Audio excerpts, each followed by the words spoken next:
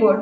অতিমারি সময় থেকে কাটোয়া আজিমগঞ্জ এবং কাটোয়া আহমদপুর শাখায় প্রচুর লোকাল ট্রেন, এক্সপ্রেস ট্রেনের সর্বনিম্ন ভাড়া 30 টাকায় চলছিল। আজ থেকে পুনরায় ওই শাখায় রেলের ভাড়া আবার লোকাল ট্রেনের মতো 10 টাকা হয়ে গেল।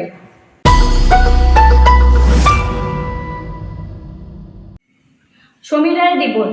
গত 18 ফেব্রুয়ারি জেলা তৃণমূলের ডাকে রাজ্যের মুখ্যমন্ত্রী মমতা বন্দ্যোপাধ্যায় সিউড়ির চাঁদমারি মাঠে বিশাল জনসভায় উপস্থিত হন।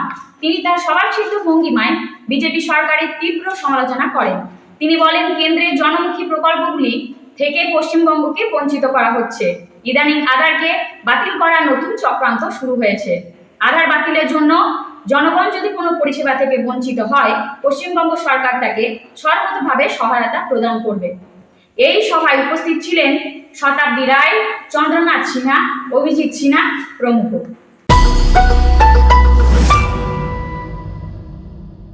ওমা নিউজ কীর্ণাহার। সমীর রায়ের রিপোর্ট। কীর্ণাহার প্রবীণ সমিতির ভাষা দিবস পালন। কীর্ণাহার প্রবীণ সমিতির গত 21 ফেব্রুয়ারি ভাষা দিবসে শহীদদের উদ্দেশ্যে শ্রদ্ধার্ঘ্য অর্পণ করেন। অনুষ্ঠানে বক্তব্য রাখেন সভাপতি অসীম ব্যানার্জি ও বিশিষ্ট ব্যক্তিবর্গ।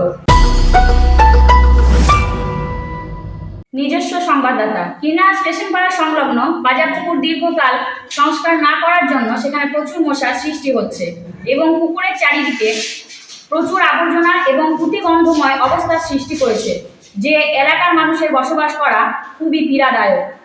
অবিলম্বে ব্যবস্থা গ্রহণের জন্য 1 নম্বর পঞ্চায়েতের দৃষ্টি আকর্ষণ করা হচ্ছে।